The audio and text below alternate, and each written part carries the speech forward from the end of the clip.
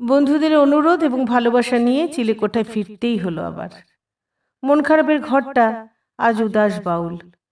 আমার ভাই হঠাৎ করে তার ঠিকানা বদল করায় আমাদের ঠিকানাটা আজ বড্ড আবছা। অন্য কিছু লিখতে পারছি না, তাই চিলেকোঠা 225 থেকে থাকছে ভাইয়ের দৈনন্দিন জীবনের গল্প। আমার শান্তিনিকেতনে বাড়ি ছেড়ে কলকাতায় একদম যাওয়া হয় না, তাই নিয়ে ভাইয়ের বউ কেয়ার অনেক অভিমান অভিযোগ লেগেই থাকতো। আজ যাব কাল যাব করতে করতে বছর পেরিয়ে যায়। হঠাৎ শরীরটা খারাপ হওয়াতে কলকাতায় যেতেই হলো। শরীর খারাপ নিয়ে যাওয়াতে সবাই বেশ মনমরা হয়ে থাকলো। যাক, সে গল্প পরেই হবে। এখন আমি একাই দর্শক এবং শ্রোতা। Follow me. ডাইনিং টেবিলে চায়ের কাপ হাতে আমি, আমার ভাইয়ের বউ কেয়া মোবাইলে গুড মর্নিংয়ে ব্যস্ত, পাশেই এক হাতে পেপার অন্য হাতে চা নিয়ে ভাই। কেয়া মোবাইল থেকে চোখ তুলে ভাইয়ের দিকে তাকিয়ে বলল, কি গো, বাজার যাবে না? দিদি কি খাবে?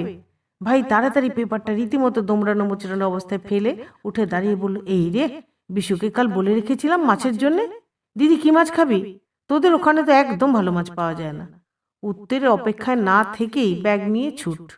ও জানে দিদি কি ভালোবাসে কি বাসে না। ইতিমধ্যে কেয়া স্নান সেরে ঠাকুরের কাছে বেশ জোরে জোরে কয়েক প্রস্ত মন্ত্র বলে ঘন্টা বাজিয়ে পুজো সেরে ফেলেছে। মাঝে মাঝে মনে হয় ঠাকুরের কানে কোনো সমস্যা নেই তো। এইবার ছোট মেয়ে রিয়া ভার্সেস আমার ভাইয়ের কথোপকথন। মেয়ে চাকরিরত হলেও বাবার মেয়ের অদ্ভুত বন্ধুত্ব। আর বড় মেয়ে রিমি ওর অভিভাবক মাঝে মাঝেই বলে, বল দিদি, আমাদের মেয়েগুলো আমাদের রত্ন, তাই না?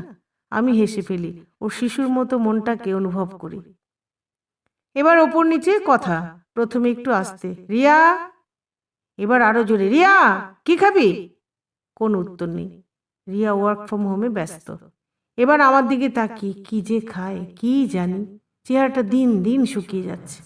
বলেই ততক্ষণে থালায় ভাত, আলু, ডিম সেদ্ধ, মাখন দিয়ে মাখা শুরু হয়ে গেছে। নিজেই একটু টেস্ট করে বলল, মাখাটা ভালোই হচ্ছে, একটু লঙ্কা মাখি। এবার নিজেই নিজে নিয়ে ওপরে চলে গেল।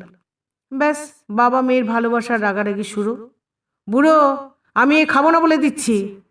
আদর করে বাবাকে মেয়ে বুড়ো বলেই ডাকে। বাবা ততোধিক জোরে, এরপর তো হাওয়ায় উড়ে যাবি, যা পারিস কর, আমি আর কিচ্ছু বলবো না। ইতিমধ্যে কেয়া এসে থালাটা হাতে নিল, নিয়ে ওকেও খাইয়ে দিল, নিজেও এক গ্রাস খেয়ে পরিস্থিতি সামাল দিয়ে স্কুলে যাওয়ার জন্য তৈরি হতে থাকলো। সম্পূর্ণ দৃষ্টি এবার আমার ওপরে ভাইয়ের। তুই এইটুকু দুধ খই খাবি? দুখানা কলা ছাড়িয়ে ততক্ষণে আমার বাটিতে দেওয়া হয়ে গেছে।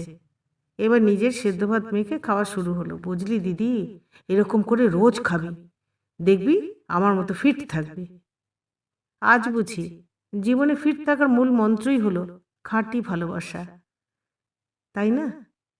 আজ এখানেই থামি, কেমন? পরের পর্বে আসছি আবার।